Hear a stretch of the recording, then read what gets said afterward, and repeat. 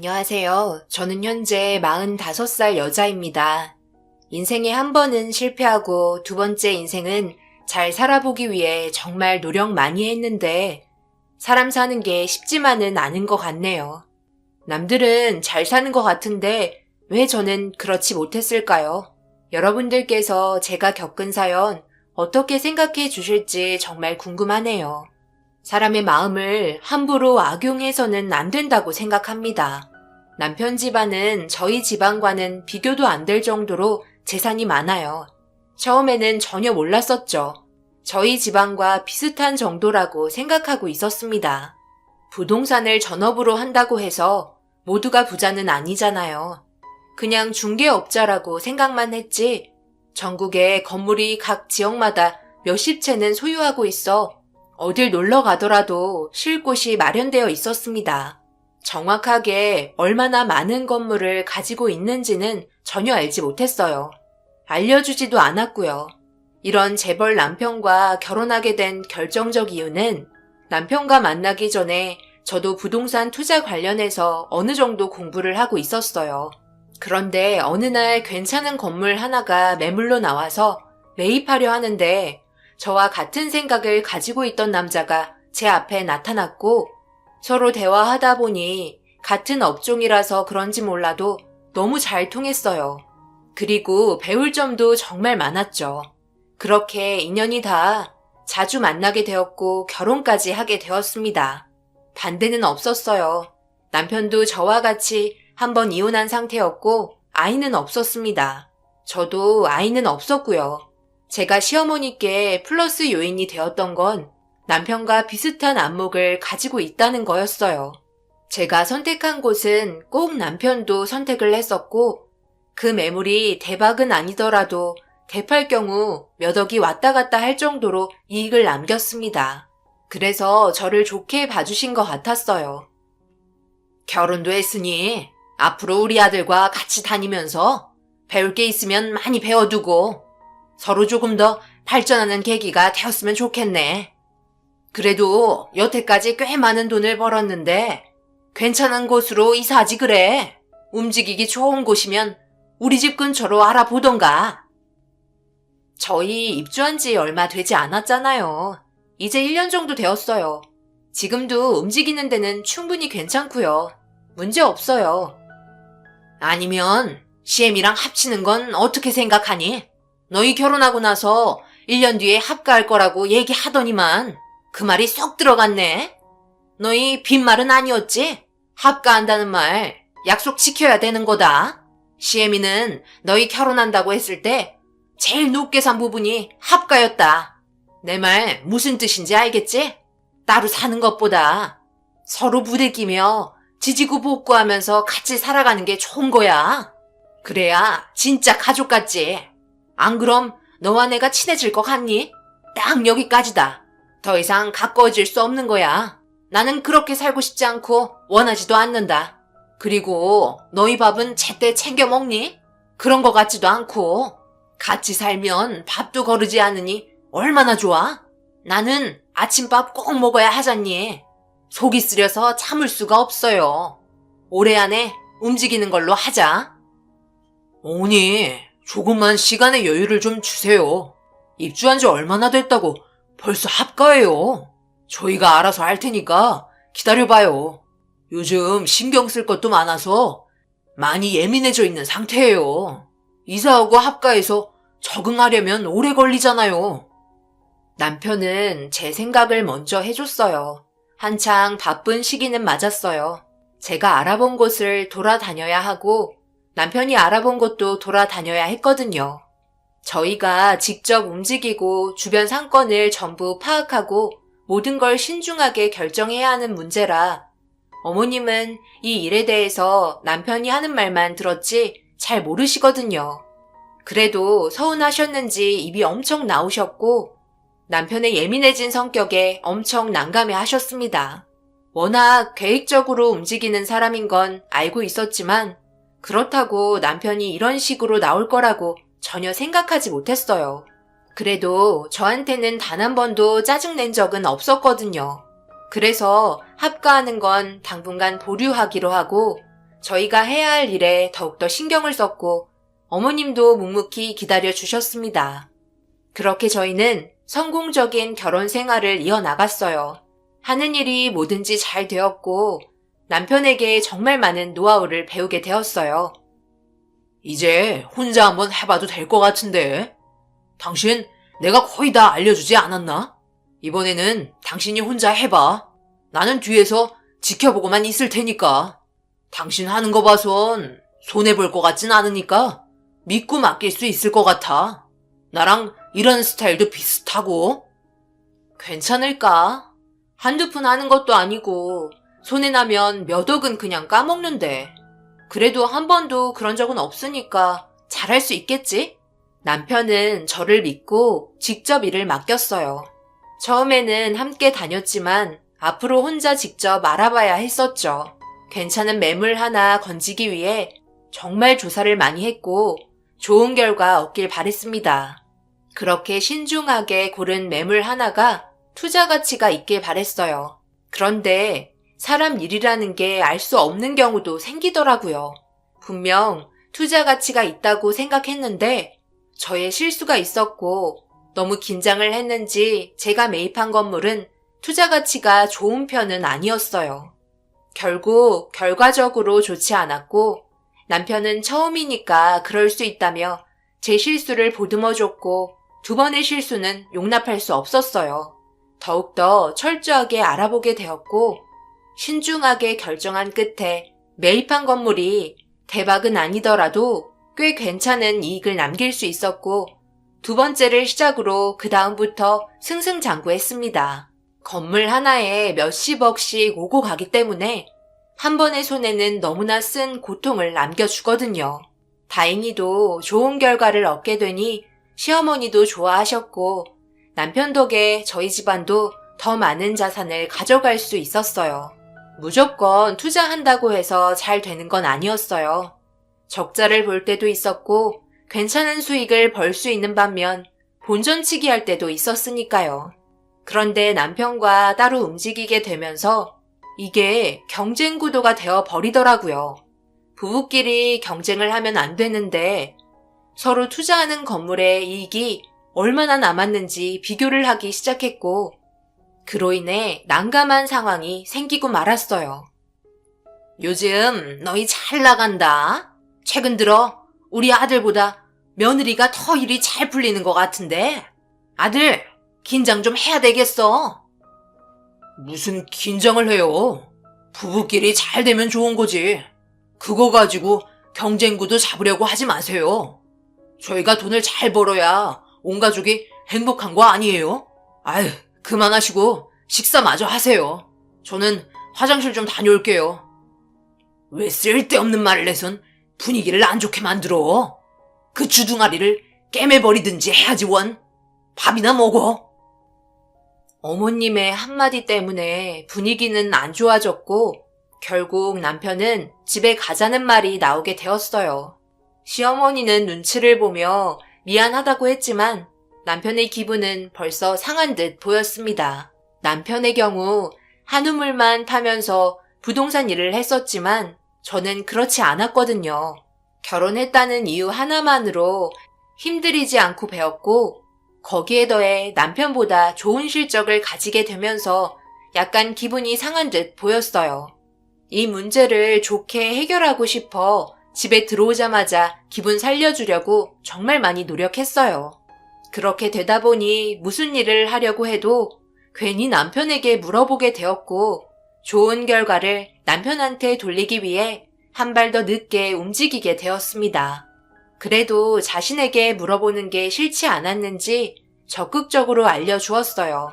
그렇게 힘들게 기분 풀어주고 그동안 힘들게 달려왔기 때문에 좀 쉬고 싶어서 여유를 가지고 쉬엄쉬엄 하겠다며 남편에게 의견을 물어보았고 남편도 그렇게 하라고 크게 신경 쓰지 않았습니다. 저는 개인적인 시간을 가지기 위해 그동안 투자했던 곳을 돌아다니면서 잘 관리가 되고 있는지 살펴보았고 저와 어느 정도 친분이 있는 부동산에 들어가 이런저런 대화를 나누고 있는데 괜찮은 정보를 얻게 되었고 그곳을 알아보러 가게 되었어요. 좋은 건 남들도 알아보기 때문에 최대한 급하게 조사를 했고 투자 가치가 꽤 있는 것 같아 건물 매입했어요. 그리고 남편에게 집에 들어와 이 사실을 알렸습니다. 여보, 이것 봐봐. 내가 오늘 수다나 떨려고 갔는데 괜찮은 거 하나 물어왔다? 조금 있다가 시간 되면 한번 봐줘. 아무 생각하지 말고 일단 쉬라니까. 얼마나 괜찮은 매물이 나왔길래 이렇게 허겁지겁 가지고 왔어? 이런 식으로 막 투자하면 나중에 쪽박차게 되어 있는 거야. 항상 신중해야 된다고 했잖아. 어차피 엎질러진 물이니까 어쩔 수 없지. 나중에 한번 봐볼게. 거기 소문이 꽤 좋게 났더라고. 내가 막 아무데나 투자하는 거 봤어? 왠지 느낌이 좋아서 그래. 이번엔 확실하다니까. 남편은 뭐가 잘 될 것 같다는 말에 자신의 운을 너무 믿지 말라고 했어요. 그런 건 미신이라며 자기가 겪은 노하우와 경험을 바탕으로 하나하나 이뤄나가라며 감정적으로 투자를 하면 언젠가 망한다는 말을 하기 시작했습니다. 괜히 욕을 한 바가지 먹었지만 그래도 저는 후회하지 않았어요. 그동안 저도 열심히 일해왔기 때문에 적자를 본다고 해도 감수하기로 했습니다. 그렇게 남편은 제가 투자한 매물에 대해서 알아봤어요. 한참 동안 여러 가지 상황을 보더니 저를 불렀고 예상하지 못한 말이 나왔습니다. 도대체 생각이 있는 거야, 없는 거야? 내가 항상 말했지. 너무 감정적으로 휘둘려서 사람들 소문에 의해 건물 매입하지 말라고. 내가 입이 닳도록 말했었잖아. 이제 어쩔 거야?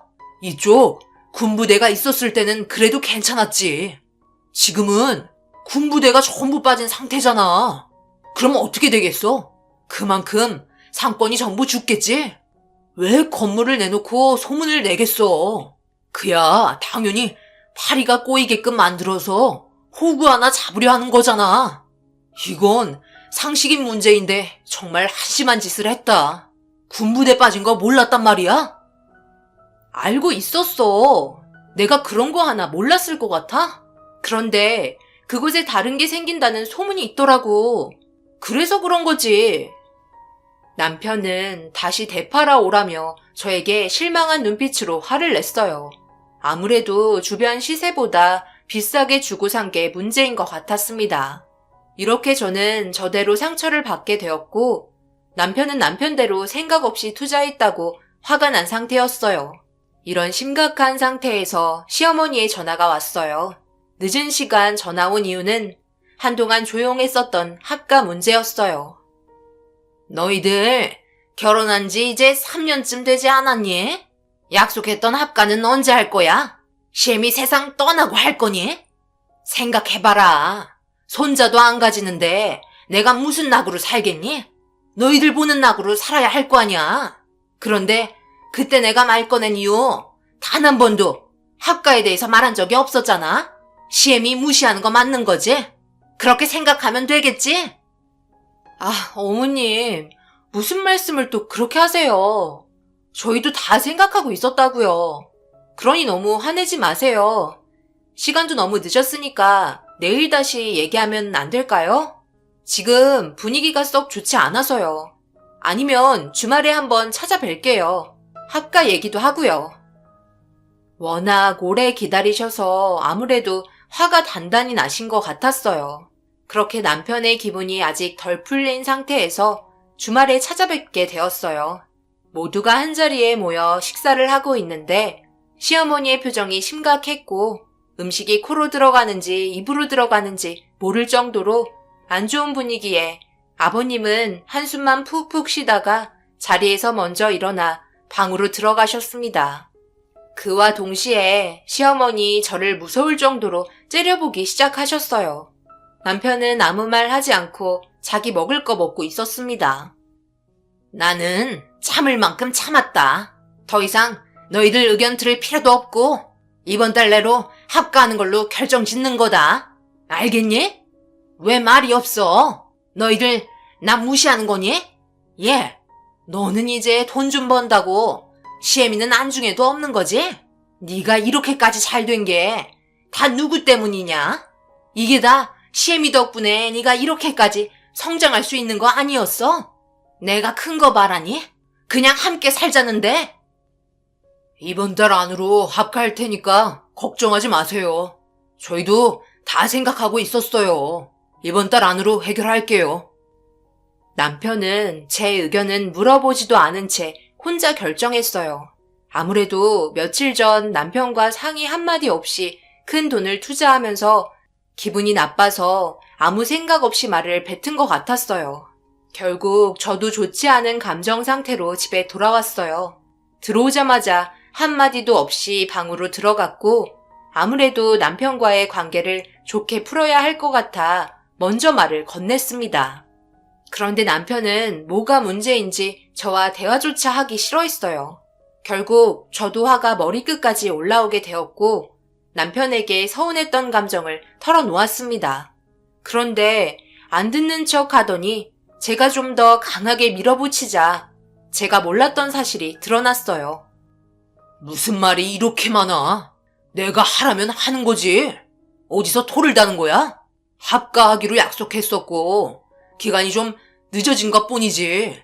어머니도 그만큼 기다려줬으니까 합가하는 게 당연하잖아. 나도 부모님과 함께 지내고 싶은 마음이니까 그렇게 하도록 해. 그런데 나와 한 번은 상의할 수 있는 문제 아니야? 그 자리에서 내 의견은 아예 물어보지도 않은 채 결정 지으면 나는 도대체 왜 시댁에 간 거야? 통보받으러 간 건 아니잖아. 그리고 아버님도 나한테 개인적으로 불편하다고 하셨어. 지금처럼 지내는 게 서로 얼굴 안 붉히고 좋은 거라며 이 상태로 유지하길 원하셨다고. 그래서 이런 부분들 같이 있을 때 얘기하려고 했는데 내 말은 들으려 하지도 않고 묵살하면 시어머니께서 날 뭘로 생각하시겠어? 이 부분 정말 서운하다고. 서운해? 그렇게 따지면 나도 서운한 부분 한두 개가 아니거든? 그렇다고 내가 당신한테 서운하다고 자잘한 거 하나하나 다 말한 적이 있었어? 하지만 이번 매물건은 좀 심했잖아. 건물이 1, 2억 하는 것도 아니고 자그마치 50억이야, 50억. 누구 집 개 이름값이냐? 그동안 잘한다 했더니 아주 간이 배 밖으로 나왔지? 마음에 드는 구석이 어떻게 하나도 없냐? 내 돈으로 한 거잖아. 도대체 뭐가 문제인데? 당신한테 돈 빌려달라고 했어? 왜? 내가 잘 될까봐 속이 쓰리나 봐? 내가 투자한 건물이 잘 될지 안 될지 모르는 거잖아. 나는 내 짐작이 맞는다고 생각하니까 내가 알아서 할게. 하지만 이번 일에 있어서 당신이 틀리면 각오하는 게 좋을 거야. 나도 당신이 하는 행동 무시할 거고 더 이상 남편으로 떠받들면서 살지 않을 거야. 남편과 전혀 대화가 이루어지지 않는 상황에서 언성은 점점 높아졌고 잘 해보겠다고 접근했는데 그렇게 되지 않아 마음이 너무 안 좋았습니다. 결국 냉전 상태는 계속해서 이어졌어요. 그렇게 남편과 재혼 후에 시댁에 합가하기로 한 날 시어머니와 남편이 저 몰래 둘이서 엄청난 대화를 주고받고 있었습니다. 그리고 저는 창문을 깨고 뛰쳐나올 수밖에 없었어요. 오늘 우리 합가하는 날인데 우리 모두 데리고 여기 왜 온 거야? 무슨 일이 있는 거야? 아무도 살지 않는 건물에 데려오게. 이 서류가 뭔지 아세요? 경손이 거예요. 저와 어제 긴 시간 대화하고 나서 결정 지은 서류라고요. 전에 매입한 50억짜리 건물 제가 소유하기로 했거든요. 경선이가 손을 대야 할 물건이 있고 그렇지 못한 물건이 있는데 이번 건은 저 혼자 가져가야겠어요. 경선이가 가져가기에는 너무 많은 금액이 뻥튀기 되는데 그걸 제가 보고 싶겠어요? 처음에는 설마 했는데 이게 알고 보니까 경선이가 투자한 건물이 노른자 땅이더라고요. 경선이 건물을 중심으로 전부 다시 재개발이 이루어질 거고 신도시 추진할 계획을 가지고 있는 중이에요. 조만간 공문이 떨어지면 엄청난 가격 상승으로 떼부자 되는 건 시간 문제죠. 지금 서민들은 발만 동동 구르고 있어요. 자금이 원활하게 순환이 안 되니까 조급했는지 생각보다 싼 가격으로 건물을 내놨더라고요. 저희야 아주 좋은 상황이죠. 그래서 지금 경선이한테 엄청난 압박을 주고 드디어 서류 작성 다 했어요. 제가 경선이를 너무 키웠나 봐요. 건들지 말아야 할 것들까지 전부 손대고 있으니 이러다 저희보다 더 많은 재벌이 되겠어요. 제가 그 꼴 보며 배 아파서 살겠어요? 고양이인 줄 알고 키웠는데 알고 보니 호랑이 새끼였네. 결국 남편과 시모의 대화를 전부 듣고 말았어요. 아직 서류상 모든 걸 처리한 건 아니기 때문에 시간은 있었고 서류 제출만 하지 않으면 문제될 건 없었습니다. 저보고는 같은 가족이고 서로 도와가며 배려해가면서 살아야 한다고 입이 닳도록 말하더니만 제가 잘 되는 게 배 아팠는지 엄청난 대박을 쥐게 된 저를 남편은 너무 싫어하고 있었어요. 돈 앞에서는 사람도 변한다더니 그 말이 사실이었고 결코 같이 있을 수는 없을 것 같아 건물에서 빠져나오려고 하는데 투자 명목으로 잠깐 와보려고 들렸다던 이 건물은 벌써 남편이 매입한 건물이었습니다. 서류상 모든 건 처리가 끝났기 때문에 제출만 하면 되는 문제라 번복할지도 모른다는 또 다른 수를 막으려고 저를 데려온 거였어요. 알고 보니 이 건물에서 저를 나가지 못하게 하려고 수를 쓰고 있었습니다. 남편과 시어머니는 급하게 건물에서 빠져나와 전원까지 차단한 상태였어요. 그렇게 저를 나가지 못하게 문을 걸어 잠그고 시어머니와 남편은 제가 건물을 구매한 지역으로 출발하고 있었습니다. 너무 황당하고 남편에 대한 배신감에 온몸이 굳어버렸어요. 돈이 뭐길래 이렇게까지 하나 싶었습니다. 처음에는 진정 사랑하는 것 같았는데 시간이 지나면 지날수록 저를 경쟁 상대로 생각하거나 제가 괜찮은 물건 하나 가지고 가면 그런 것들이 상당히 배가 아픈지 그날그날 바뀌는 성격에 더 이상 참을 수 없었고 이번에도 저에게는 왜 샀냐고 제 눈에서 눈물이 맺힐 정도로 뭐라 해놓고선 그게 알고 보니 엄청난 투자 가치가 있는 건물이었다는 게 너무 화가 났습니다. 저를 끝까지 속이고 자기 걸로 만들려고 하는 게 이해할 수 없었어요. 이게 부부인가 싶었습니다. 어두컴컴한 건물에 창문이 딱 하나 있었고 제 몸 겨우 하나 들어갈 정도의 크기였어요. 하필 잠시만 다녀오면 된다는 말에 핸드폰까지 차에 놓고 온 상태라 다른 물건을 찾아보기 시작했고 창문을 깨부술 만한 물건을 찾을 수는 없었습니다. 빈 건물이라 아무것도 없었어요. 결국 너무 급한 나머지 신고 있던 구두를 겉옷으로 벗어 감싼 후 힘차게 돌려 창문을 내리쳤습니다. 그렇게 몇 번을 시도하자 창문이 깨졌고 날카로운 부분들을 정리한 뒤 그곳에서 빠져나올 수 있었어요. 제가 있던 곳은 그래도 2층이었기 때문에 조심스럽게 매달려 내려올 수 있었습니다. 내려오자마자 다시 구두 고쳐 신고 제 차에 올라탔어요. 핸드폰을 보자마자 남편에게 전화해봤지만 받지 않았고 시어머니한테도 전화해봤지만 받지 않았습니다. 최대한 빠르게 일 처리를 끝내려는지 분명히 제가 수십 번 전화한 걸 알고 있을 텐데 받지 않는 거 보곤 남편과 시모의 행동을 점점 더 용서해 줄 수 없을 정도로 제가 가지고 있던 감정이 안 좋아졌어요. 내가 이런다고 못 나올 거라 생각했어? 수십 통 전화했더니 이제 받아? 일처리 다 끝났나 보네. 전화 받는 거 보니까. 그래, 다 끝났다. 그 건물 이제 당신 건물 아니야. 내 거라고. 네가 얼마나 잘나는지 모르겠지만 이런 건 원래 자질이 있는 사람이 가져가야 하는 거야. 내 돈 받아 잠깐 반짝거린 거 가지고 너무 나대면 큰 코 다쳐. 너랑 나랑 노는 물이 다르다고. 그런데 미꾸라지 한 마리가 들어와서는 온 동네를 다 휘젓고 다녀서 흙탕물을 만들어놔. 돈맛 좀 봤다고 너무 나대면 한순간에 끝나는 거야. 앞으로 부동산 일에는 손 떼고 집에서 수발이나 들면서 살아. 이래서 여자는 집안일을 해야 한다니까. 결국 내가 너희 집에 들어간 이유가 시부모님 수발 들라는 거였어? 그렇게 배 아프니? 내가 잘 되니까? 차라리 이럴 거면 이혼하자.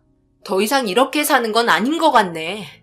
처음에는 같이 힘내서 열심히 살아보려 하는가 보다 생각했는데 이 모든 게 내 착각이었네. 너는 평생 내가 하는 모든 일이 잘 되는 꼴을 못 볼 거야. 너 잘 먹고 잘 살아라. 그 건물값 50억이나 통장으로 넘겨. 그리고 이혼하고 앞으로 연락하는 일 없었으면 좋겠어. 이 쫌팽이 같은 놈. 남편은 결국 제가 잘 되는 꼴이 배가 아파 모든 일을 저질렀고 거기에 더해 괜찮은 물건은 남편이 소유하고 주위 사람들에게 인정받고 싶어하는 남자였어요. 결국 제가 가진 것도 뺏어갔고 더 이상 볼 필요 없다 생각했는지 그동안 함께 해온 세월 아무렇지도 않게 청산하고 각자의 삶을 살게 되었어요. 하지만 저도 아무 생각 없이 그 건물을 남편에게 넘긴 건 아니었어요. 남편이 모르는 또 하나의 문제가 발생이 되기 시작했고 전 재산을 털어 주변 일대의 건물들을 전부 매입한 남편이 대박이 아닌 쪽박을 차야 되는 문제가 생기게 되었었죠. 확실히 제가 너무 섣부르게 구매한 건 맞았어요.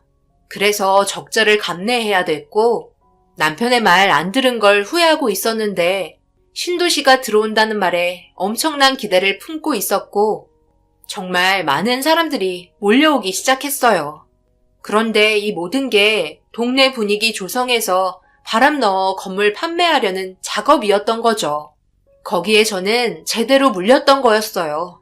그런데 남편 또한 주민들이 흘린 정보를 저보다 더 믿고 있었어요. 그 이유는 제가 너무 생각 없이 큰 금액대의 건물을 구매했었고 그동안 실적이 좋았던 결과를 보고 가능성이 있다고 속으로 생각했었나 봐요. 그리고 신도시를 추진 중이라는 진짜 소문까지 퍼지게 되면서 항상 신중하던 남편이 분위기를 타고 일대의 건물을 전부 매입해 버렸어요. 그런데 그 결과가 너무 처참했습니다. 신도시는 잠정 무기한으로 미뤄졌고 그 결과로 인해 더 이상 발전이 없을 것 같았던 마을은 주민들까지 하나둘 떠나게 되면서 관리할 수 있는 금액도 없이 투자한 남편은 건물을 급매하려고 해도 팔리지 않았습니다. 유령 마을이 되어버리자 자금이 원활하게 이루어지지 않아 결국 전 재산을 홀딱 날려먹게 되었네요. 그동안 힘들게 달려오며 일궈냈던 사업을 한순간에 망치는 기분이었습니다. 하지만 저는 남편과 이혼하고 가지고 있는 자금으로 무리하지 않고 투자하고 있어요. 자신의 지나친 욕심으로 인해 화를 부르게 되었고 그제서야 자신의 부족함을 인정하고 있었죠. 남편은 감당할 수도 없는 어마무시한 빚을 떠안게 되었고 결국 길거리에 나앉을 정도로 심각해져 버렸네요. 저를 무시하고 제 의견은 들어주려 하지도 않았던 남편이 맞이한 결과는 좋은 결과를 가져온 저를 증오했던 남편이 받게 된 벌이라고 생각합니다. 현재 남편은 노숙자로 처참한 인생을 살아가고 있다는 소식을 접하게 되었어요. 가족들과도 뿔뿔이 흩어진 것 같습니다. 주변에 친한 사람들 몇 분이 이혼은 했지만 제가 이렇게까지 잘 나갈 수 있었던 건 그래도 남편 덕 아니었냐며 한 번쯤은 도와줄 수 있지 않냐고 속마음을 꺼냈는데 글쎄요, 제가 그렇게까지 해야 할까요? 저를 아무도 살지 않은 빈 건물에 차단기까지 내려서 서류 접수했던 남편인데 용서해줘야 한다는 게 이해되지 않네요. 여러분들은 어떻게 생각하시나요? 노숙자의 인생을 살고 있는 현재의 남편을 구제해줘야 한다고 생각하시나요? 제 사연을 들어주신 분들은 어떤 생각을 가지고 계신지 궁금하네요. 그냥 지나치지 마시고 한마디라도 부탁드리겠습니다. 오늘 여러분들의 하루가 힘내는 하루가 아니라 힘이 나는 하루였으면 좋겠어요. 항상 뒤에서 응원하겠습니다. 감사합니다. 안녕하세요. 저는 딸 하나 둔 엄마로서 지금까지 열심히 살아왔습니다. 자식이 있는 부모들이라면 당연하게 생각하시겠지만 집에 들어왔을 때 작은 상처 하나라도 만들어서 들어오면 가슴이 철렁 내려앉을 정도로 정신적인 충격이 엄청나잖아요. 제 마음이 찢어질 것만 같은 고통에 괜히 자식에게 화가 납니다. 조심 좀 하지 왜 다쳤냐며 다그치기도 하죠. 그 정도로 자식에 대한 사랑은 한도 끝도 없습니다. 뭐든지 다 내어주고 싶고 무슨 수를 써서라도 좋은 거 주려고 내 몸 하나 부서지는 한이 있어도 밤이며 낮이며 돈 되는 일은 닥치는 대로 하시는 분들도 계십니다. 그 이유는 제 자식만큼은 조금이라도 여유 있게 살게 하고 싶고 대물림 해주고 싶지 않아 저 또한 발이 닳도록 뛰어다녔네요. 그만큼 애지중지하면서 키운 제 딸이 너무나 가슴 아픈 일을 당했었습니다. 지금부터 제가 하는 모든 얘기는 진실이고 여러분들께서도 어떻게 생각하시는지 듣고 싶습니다. 지금으로부터 약 3년 전 사건이 시작이 됩니다. 그때 저희 딸 나이가 딱 30살이 되었고 교제 중인 남자가 있다는 사실을 우연히도 길거리를 지나가다 저에게 딱 들키고 말았어요. 뒷모습이 어디서 많이 본 것 같은 모습이길래 인생을 찌푸리며 천천히 다가가니 아니나 다를까 딱 제 딸이더라고요. 늑대 같은 남자의 손에 이끌려 걸어가고 있는데 뭐가 그리 좋은지 해볼쭉해서는 그 남자의 품에 쏙 들어가 안겨 있었습니다. 함께 살면서 처음으로 배신감이라는 걸 느끼게 되었고 엄청 서운했어요. 그래서 제 딸을 부르려고 하는 순간 갑자기 옆에서 누군가가 저를 툭 치며 뭐하냐고 물어보길래 고개를 옆으로 돌렸더니 동네 치킨집 사장이었습니다. 저와 알고 지낸 지 10년 정도 됐었고 개인 사생활 정도는 어느 정도 알고 있는 그런 사이입니다. 그런데 제가 딸과 늑대 같은 놈이랑 손깍지 끼고 걸어가는 모습을 뚫어지게 쳐다보고 있자 치킨 사장이 저를 보며 모르고 있었냐는 듯이 신기하게 쳐다보며 물어봤고 그 말을 듣는 순간 제 귀에 꽂힌 말은 이 동네 사람들은 전부 다 알고 있다는 충격적인 말을 듣게 되었어요. 너무나 놀라서 입을 벌리니 되려 저보고 몰랐냐며 이상하게 바라보고 있었어요. 엄청난 충격에 빠져버린 상태로 비틀거렸고 벌써 어디론가 사라져버려서 잡지도 못하고 집으로 돌아와야만 했습니다. 수백 가지의 상상들이 제 앞에 펼쳐지기 시작하면서 불안해지기 시작했어요. 남들은 자식이 30살이나 됐는데 그냥 놔두라며 간섭하지 않아도 알아서 잘할 나이라고 되려 저에게 뭐라고 하더라고요. 지인분들의 말이 틀린 말은 아니지만 남편이 세상 떠나기 전에 했던 말이 계속 떠올라 더욱더 제 딸에게 집착이 심했던 것 같아요. 남편이 말기의 암으로 떠나면서 미안하다며 꼭 딸을 지켜주길 원했고 그 약속을 지키기 위해 정말 열심히 살았습니다. 그렇게 제 딸을 잘 키웠다고 생각했는데 제가 알지 못했던 또 다른 모습을 보고 정말 많이 실망하고 말았어요. 그동안 저에게 숨긴 것 또한 너무 마음이 아팠습니다. 시네, 이제 왔니? 여기 좀 앉아봐라. 엄마가 기니 할 말이 있어. 언제부터였니? 나한테 말도 안 하고 언제부터 만난 거야? 엄마, 어떻게 알았어요? 제 뒷조사 한 거예요? 그리고 저도 이제 혼자서 결정하고 알아서 할 나이예요. 일일이 보고할 필요는 없다고요. 좋은 남자고 만난 지 2년 정도 됐어요. 결혼할 마음 있고요.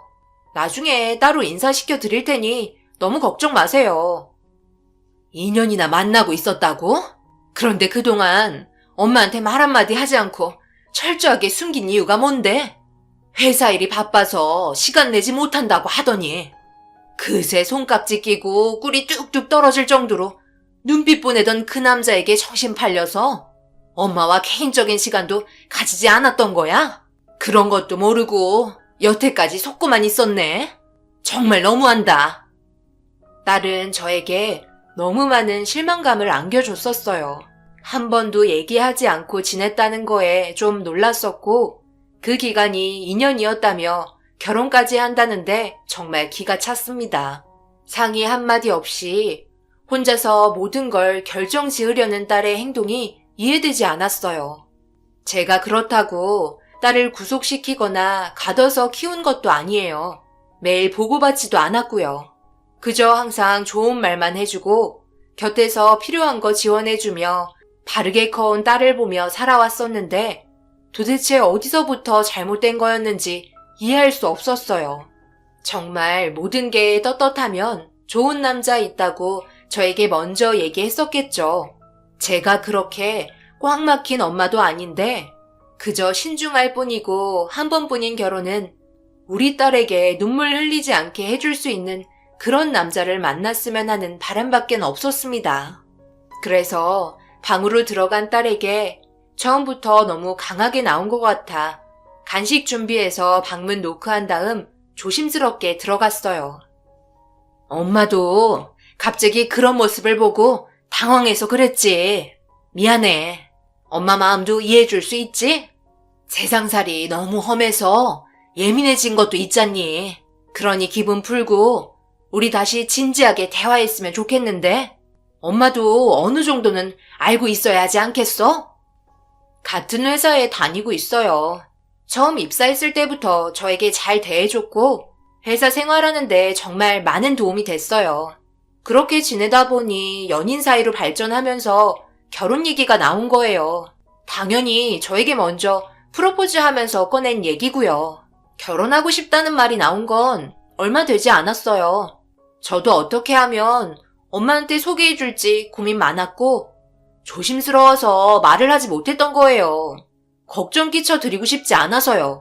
엄마가 항상 저에게 하는 말이 있었잖아요. 남자는 무조건 늑대라며 믿으면 안 되는 1순위라고요.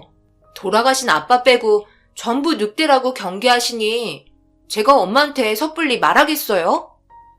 서로 진지하게 대화하다 보니 딸의 속마음을 알게 되었어요. 그리고 제 마음을 딸도 이해하지 못했던 건 아니더라고요.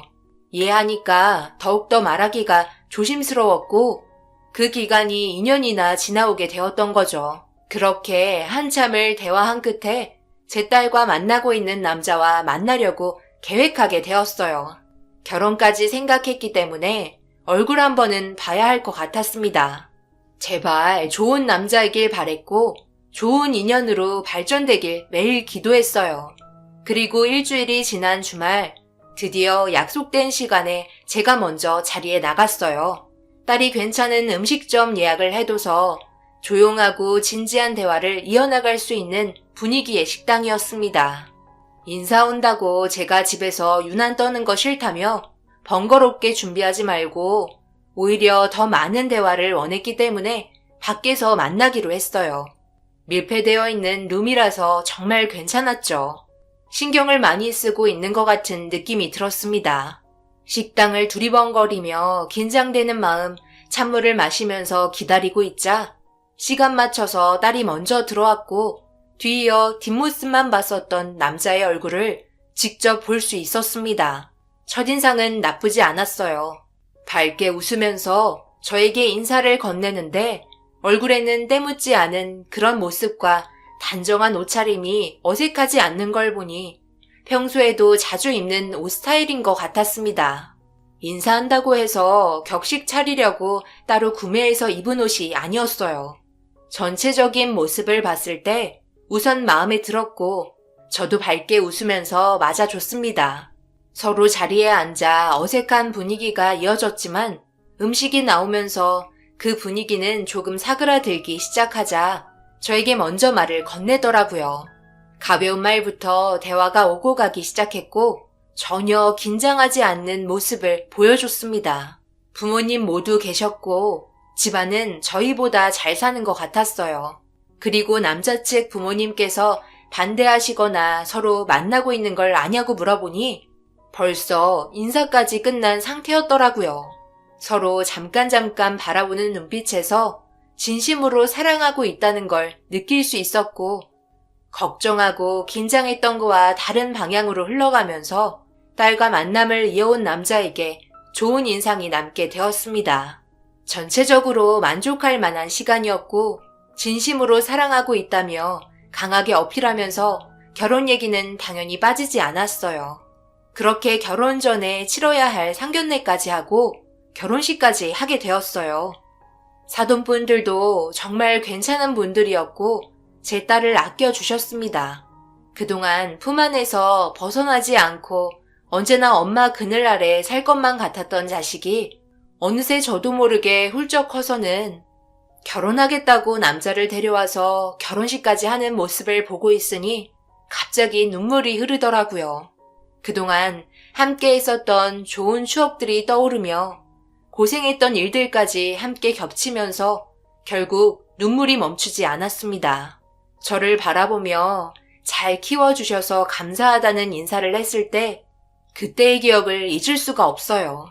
그런데 그렇게 행복할 것만 같았던 우리 딸이 병실에 누워 있었고 깨어나지 못하는 코마 상태에 빠져 있었습니다.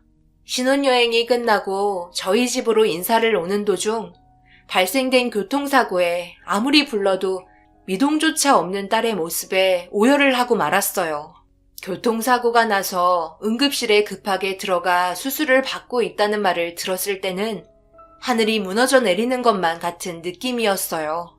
무언가 철렁 내려앉았는데 그 무게가 저를 주저앉게 만들었고 도저히 일어나서 응급실에 누워있는 딸에게 걸어갈 수가 없었습니다. 힘겹게 병실에 도착하니 수술실을 지키고 있었던 건 민서방이었고 제 딸과 다르게 가벼운 타박상 정도였습니다. 저와 마주친 얼굴을 보자마자 원망만 되더라고요. 만약 결혼을 반대했다면 이런 일이 일어나지도 않았을 텐데 제가 내린 결정에 엄청난 후회를 한 시점이었어요. 이게 다 자네 때문이네.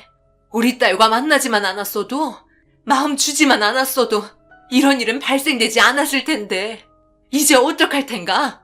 우리 딸 다시 돌아오지 않는다면 나는 절대 자네를 용서하지 않을 걸세. 세상 먼저 떠난 내 남편과 한 약속을 지키지 못했고 더 이상 나도 이 세상 살아갈 의미가 없네. 우리 딸 만약 무사하지 않는다면 2번 다시 내 앞에 나타나지 말게나. 장모님, 죄송합니다. 전부 제 탓이에요. 이렇게 될 거라고 전혀 생각하지 못했는데 너무 갑작스럽게 튀어나오는 차가 아내 쪽으로 돌진하는 바람에 제가 어떻게 손을 쓸 수 있는 방법이 없었어요. 할 말이 없습니다. 얼굴 보기 싫으니까 당장 나가게. 수술실은 내가 지키고 있겠네. 뭐하고 있나? 당장 사라지래도. 제가 언성을 높이자 고개를 떨군 채 민서방은 자리에서 일어났어요. 사랑하는 사람이 크게 다쳐서 수술실에 들어갔는데 눈물 한 방울 흘리지 않는 거 보면 민서방이 제 딸을 진심으로 사랑하지 않는다고 생각하면서 앉아있는 모습이 너무 보기 싫었습니다. 그리고 사돈분들이 병원으로 찾아오셨고 안사돈이 제 손을 잡으며 무사히 잘 해결될 거라고 걱정해주고 있었어요. 하지만 아무런 위로가 되지 않더라고요. 그냥 혼자 있고 싶었고 누구에게도 위로받고 싶지 않았습니다. 그래서 모두 돌아가 달라며 현재 제 감정 상태를 전달했어요. 사돈분들은 자리에서 일어나 멀리 떨어져 있는 민서방을 데리고 제 시야에서 사라졌습니다. 그렇게 10시간의 대수술 끝에 수술실에서 나온 제 딸은 머리와 몸에 붕대를 칭칭 감고 있었어요. 알아볼 수 없을 정도로 심각한 상태였습니다. 의사는 상태가 심각한 정도이기 때문에 언제 깨어날지는 미지수라는 진단을 꺼내놓았고 현재 코마 상태에 빠져 있으니 기다릴 수밖에 없다는 말을 하셨어요. 정신만 깨어나면 그때부터 몸의 회복이 더 빠를 거라며 일단 상황을 지켜보자는 말을 끝으로 병실에서 나가셨고 눈을 감고 있는 딸의 손을 잡으며 한참 동안 눈물을 흘렸습니다. 민서방은 돌아가지 않았는지 병실 문을 조심스럽게 열고 들어왔어요. 그리고 딸의 모습을 보곤 털썩 주저앉았습니다. 그제서야 심각한 현실의 상황을 느꼈는지 오열을 하며 괴로워하고 있었어요. 그렇게 병실에서 딸이 깨어나기를 기다리며 지낸 지 며칠의 시간이 흘렀을 때 누군가 찾아왔어요. 그리고 저에게 건넨 충격적인 한마디에 너무 화가 치밀어 올랐습니다. 뭐라고요? 지금 그 말이 사실이에요? 지금 하신 말 저는 도저히 믿을 수가 없어요. 어떻게 그런 일이 말도 안 돼요. 여기 서류 전부 준비되어 있습니다. 확인해 보시죠. 결혼하시기 전날 가입한 생명보험 서류입니다. 배우자분은 어디 가셨죠? 꽤 높은 금액으로 가입이 되어 있는 상태라 결혼을 하시자마자 교통사고 났다는 자체가 좀 의심스러운 부분이고요. 그리고 남편분은 멀쩡한데 배우자분만 이렇게 상태가 심각할 정도로 사고가 났다는 게 의문투성입니다. 조사가 필요할 시점이고요. 무슨 일 때문에 오셨죠? 그리고 방금 하신 말들 전부 저를 이상한 사람으로 얘기하시는데요. 제가 그럴 사람으로 보이세요? 적은 금액도 아니고 모든 상황들이 의심이 되는 부분이 없는 건 아니잖아요. 이번 보험금 담당 책임자입니다. 민서방, 지금 이게 전부 사실인가? 그러니까 우리 딸이랑 결혼하기 전에 생명보험부터 들었단 말이야? 적은 금액도 아닌 10억이나? 지금 이게 그냥 넘어갈 문제라고 생각되는 겐가? 어떻게 결혼하기도 전에 내 딸에게 10억의 생명보험을 들 수 있는 거지? 장모님, 그게 아니라요. 시내가 결혼 전에 생명보험 하나씩은 있어야 하지 않겠냐며 저에게 먼저 말을 건넸어요. 정말이에요. 거짓말 하나 안 보태고 하는 말입니다. 아버님 세상 떠나시고 그동안 정말 힘들었다면서요. 그래서 시내가 결정한 거고 저도 똑같이 들었습니다. 그리고 아직 제 아내가 깨어나지도 않았는데 이렇게 무턱대고 찾아오시는 게 맞는 거예요? 당장 나가세요. 민서방의 말을 절대 믿을 수가 없었어요. 제 딸이 코마 상태에 빠져 있었기 때문에 무슨 말을 못 지어내겠어요. 먼저 세상 떠난 남편이 그랬죠. 절대 남자를 믿어서는 안 된다고. 역시 그 말이 맞았습니다. 민서방은 의도적으로 접근한 거라고 생각했었고 모든 건 보험금 때문에 저지른 행동이라고 판단할 수밖에 없었어요. 결국 이 문제로 민서방을 병실에 들이지 않았습니다. 제 딸의 목숨이 왔다 갔다 하는 상태에서 어떤 식으로 행동할지 몰라 두려웠고 이 사실에 대해 경찰 조사가 필요하다고 느꼈어요. 그렇게 민서방은 경찰서에서 조사를 받게 되었고 결정적으로 제 딸이 눈을 뜨고 깨어나야만 모든 진실이 밝혀지게 되었습니다. 하지만 시간이 지날수록 금방이라도 깨어날 것만 같았던 딸은 그 희망이 점점 사라지게 만들고 있었어요. 몇 달이 지나도 그대로인 모습에 저 또한 지치기 시작했고 정신적으로 너무 힘들었습니다. 어떤 반응이라도 좋으니 제발 손가락 하나라도 움직인다면 소원이 없을 정도로 간절했어요. 그런데 딸의 몸에 이상을 느끼기 시작했고 믿을 수 없는 충격적인 상황들이 펼쳐지고 있었어요. 딸의 배가 점점 불러오고 있었습니다. 그래서 간호사를 부르니 간호사도 이상하게 생각하더라고요. 아무래도 검사 진행을 해봐야 할 것 같다면서 의사를 불렀고 검사 결과 믿을 수 없게도 제 딸은 임신한 상태였습니다. 임신할 수 있는 몸 상태가 아닌데 임신이 되었다는 게 이해되지 않았어요. 그래서 민서방을 병원으로 불렀고 어떻게 된 거냐고 물어보니 신혼여행 때 첫날 밤을 보낸 것 같았습니다. 첩첩산중으로 발생된 문제에 할 말을 잃게 되었고 결국 엄청난 사태로 인해 사돈분들까지 병실로 찾아오셨어요. 믿을 수 없는 결과에 모두 충격에 빠진 상태였습니다. 의사는 일단 지금 상태로 있어야 한다며 손 쓸 방법이 없다는 말뿐이었어요. 하루라도 빨리 제 딸이 정신이 돌아오기만 바라야 했습니다. 경찰은 정확한 사고 원인이 민서방의 의도적이 맞는지 아닌지 정확하게 판단하기 어렵다며 시간이 좀 더 필요하다는 보고가 들어왔어요. 자기 잘못은 끝까지 아니라며 저에게 몇 번씩이나 결백하다고 설명하기 시작했어요. 그래도 얼굴을 보고 싶지 않은 건 변함이 없었고 병실에는 찾아오지 말라고 단호하게 말했어요. 시간은 계속해서 흘러가면서 딸의 배는 점점 불러오고 있었어요. 그런데 오지 말라고 그렇게 말했는데 저 몰래 계속해서 병실에 들어오는 것 같았습니다. 어떤 행동을 저지를지 몰라 너무 걱정이 되었어요. 저도 할 일이 있기 때문에 계속해서 병실에 있을 수는 없었습니다. 그래서 혹시 몰라 병실에 몰래 소형캠을 설치했고 매일 밤 병실에 찾아와 녹화된 영상을 보며 별일 없었는지 살펴보았어요. 그런데 어느 날 제 딸 옆으로 누군가 찾아왔고 검은 옷과 검은 바지를 입고 있었습니다. 더 충격적인 건 제 딸에게 하는 말이었어요. 도저히 믿을 수가 없었죠. 차라리 이렇게 누워있는 게 좋겠네. 당신은 누워있는 모습이 제일 이쁘다니까. 그러니까 나한테 왔어야지. 왜 저딴 놈이랑 결혼해서 나를 화나게 만들어? 내가 뭐라고 그랬어? 저놈한테 가지 말라고 경고했지? 이게 다 자업자득이야. 네가 자초한 일인 만큼 어쩔 수 없다고.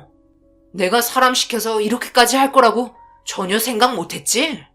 내가 갖지 못하는 거 다른 사람에게 주고 싶지 않아. 그래서 결정한 건데 하늘이 도왔는지 살아있네. 그런데 임신까지 했었어. 배가 이제 거의 만삭이잖아. 그 자식 아이까지 가진 거야? 저 자식이 도대체 어디가 좋은 건데? 뇌고백은 왜 무시하는 거냐고? 나도 당신을 사랑한다고 했잖아.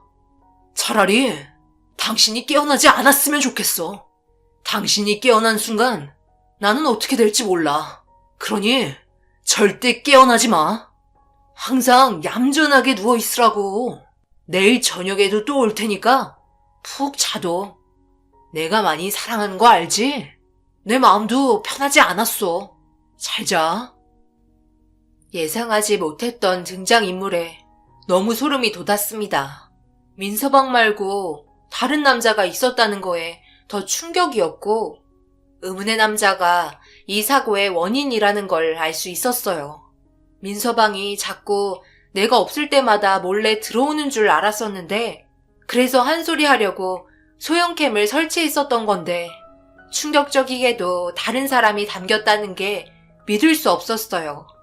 그 영상을 몇 번을 돌려봤고 확실하게 이 사건의 범인이 맞았습니다. 그래서 민서방을 늦은 밤 전화해서 불렀어요.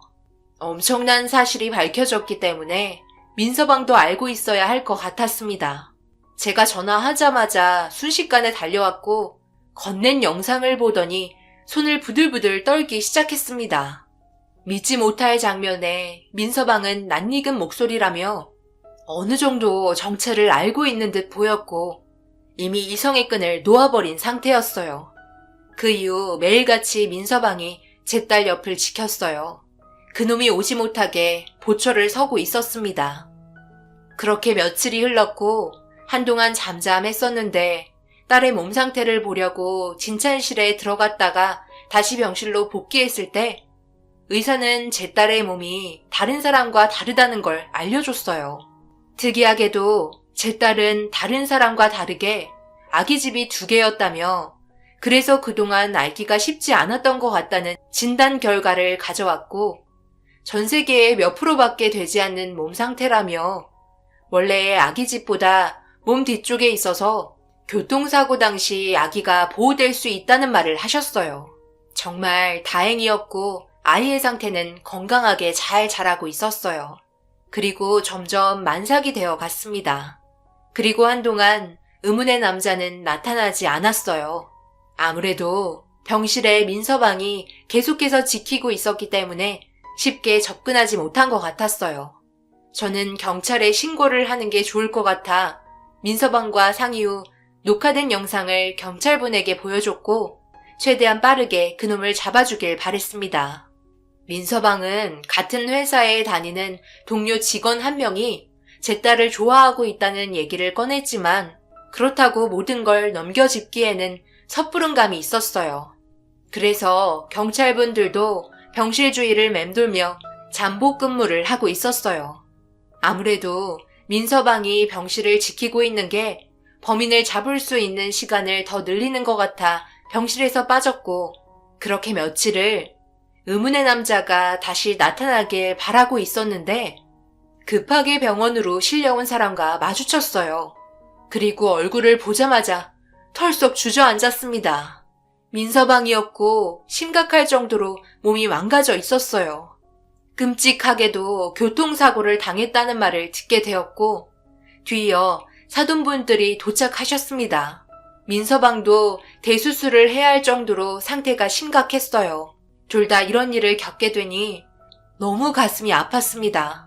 그리고 그와 동시에 간호사가 급하게 저를 호출했고 제 딸이 깨어났다는 소식을 듣게 되었어요. 허겁지겁 병실에 들어가니 저와 눈을 마주치며 눈물을 흘리고 있었고 그 모습을 보며 하늘에 감사하다며 저 또한 하염없이 눈물을 흘렸습니다. 그와 동시에 제 딸은 민서방을 찾고 있었어요. 쉽게 입이 떨어지지 않아 무슨 말을 해야 할지 몰랐습니다. 하지만 어차피 알게 될 일이었고 어쩔 수 없이 민서방의 상태를 알려줬어요. 그게 민서방이 오늘 교통사고를 당해서 지금 수술을 하고 있어. 몸이 심각할 정도로 다친 것 같아. 어쩌다가 이렇게까지 일이 커졌는지 모르겠다. 도대체 뭐가 문제인 건지 신의 네가 깨어나기 전에 정말 많은 일들이 있었어. 말은 할 수 있겠니? 엄마, 얼마 전에 병실에 누군가 찾아왔던 것 같아요. 그 목소리가 제 머릿속에 계속 맴도는데 아직도 잊혀지지가 않아요. 뭐라고? 그럼 정신이 조금씩 들기 시작했던 거야? 너 민서방 말고 다른 남자도 있었던 건 아니지? 내가 얼마 전에 영상 하나를 녹화했는데 거기에 이상한 남자가 찍혔거든. 경찰이 현재 수사 중이고 아직까지 밝혀진 건 없는데 내가 보여주면 알 수 있을 것 같아? 딸이 깨어나자마자 힘들어했지만 모든 진실은 딸만이 알고 있는 것 같아 녹화된 영상을 보여줬어요. 보자마자 손을 부들부들 떨며 비명을 질렀고 영상에 있던 그 남자는 다름 아닌 같은 회사의 동료였습니다. 그리고 알게 된 사실은 민서방이 결혼 전에도 항상 제 딸을 지켜줬던 거였어요. 그 주위를 수시로 맴돌고 있어서 접근하지 못하게 차단해주는 역할을 했었죠. 그것도 모르고 민서방에게 화를 내고 막대했으니 너무 미안했습니다. 의문의 남자의 정체를 알게 된 순간 더 이상 지체할 수는 없었고 경찰에게 모든 사실을 알려준 뒤 바로 수사에 들어갔습니다. 그렇게 시간이 어느 정도 흐르자 수술을 끝내고 병실로 들어온 민서방은 의식이 없었어요. 그런데 이번에는 의문의 남자가 감정 조절을 하지 못했는지 목격자가 있었고 민서방에게 직접적으로 사고를 낸 범인이었습니다. 제 딸과 민서방에게 씻지 못할 상처와 고통을 남겼고 오랜 시간 지나지 않아 결국 붙잡히고 말았어요. 그렇게 경찰서에 찾아가 그 남자의 진짜 모습을 발견했고 고개를 떨군 채 아무 말도 하지 않았어요. 제가 신의 엄마라는 사실도 전부 알고 있었습니다. 절대 용서할 수 없으니 법적인 처벌을 강력하게 원한다며 사돈분들 또한 난리치기 시작했어요. 이 남자는 신혜를 사랑한 죄밖에 없다며 자신이 한 행동이 정당방위라는 말을 늘어놓기 시작했고 더 이상 듣고 있을 수 없어서 얼굴에 손이 날아가고 말았습니다. 순식간에 경찰서는 아수라장이 되었어요.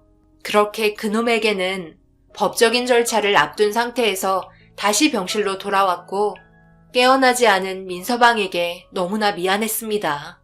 그동안 우리 딸을 지켜주기 위해 계속해서 노력하며 지냈었는데 저는 쓴소리만 했지 살갑게 대해준 적은 없는 것 같아 너무 미안했어요. 그리고 제 딸은 정신이 깨어난 순간부터 몸의 회복 속도가 빠르게 좋아졌고 출산까지 하게 되었어요. 몸이 전부 회복이 되지 않은 상태라 자연분만이 아닌 수술로 아이가 태어났습니다. 다행히도 아이도 건강하게 잘 자라주었고 제 딸도 문제는 없었어요. 하지만 시간이 지날수록 민서방은 의식을 찾지 못했어요. 민서방도 제 딸과 똑같이 생명보험이 들어져 있는 상태였고 또 한 번 보험사 직원이 찾아왔습니다. 그리곤 저번 때와 같이 의심을 하기 시작하자 쓸데없는 말 할 거면 당장 나가라고 소리쳤습니다. 보험 들 때는 엄청 싹싹거렸으면서 돈 지급해야 될 것 같으니까 얼굴 싹 바뀌어서는 어떻게 해서든지 안 주려고 조사까지 나온 걸 보니 너무 꼴보기가 싫더라고요. 그렇게 온 가족이 민서방이 깨어나길 바랬어요. 지극정성으로 돌봐주었고 1년이라는 시간이 어느새 흘러버렸습니다. 그동안 정말 많은 일들이 있었죠. 저희에게 몹쓸 짓을 저지른 그 남자는 징역 15년을 받게 된 상태였어요. 만약 민서방이 세상을 떠나면 처벌은 더욱더 무거워질 수 있는 상황이었죠. 제 딸은 매일 밤 쉬지 않고 기도했고 제발 깨어나기만 바라며 하루하루 힘들게 보냈습니다. 태어난 자기 자식 얼굴 한번 못 보고 갈 거냐며 똑 닮은 아들이 자기 아빠의 손을 잡으면서 옹알거리기 시작하자 민서방의 손가락이 꿈틀거리기 시작했어요. 저희는 그 기적을 보게 되었고 더욱더 많은 신경을 써줬습니다. 그런 노력 끝에 민서방은 다행히도 눈을 뜰 수 있었고 정신이 돌아오게 되었어요. 하늘에 감사했고 그날 엄청 많은 눈물을 쏟아내었습니다. 그리고 지금 현재 모두 행복한 날들을 보내고 있어요. 민서방과 제 딸은 다행히도 교통사고로 인한 장애가 아직까지 심각할 정도로 발견되지는 않았습니다. 그동안 정말 너무나 충격적인 상황을 겪었고 믿을 수 없는 일들에 정신적으로 너무 힘들었었는데 그래도 모두 다 무사할 수 있어서 천만다행이네요. 정말 하늘이 도와준 것 같아 너무 감사합니다.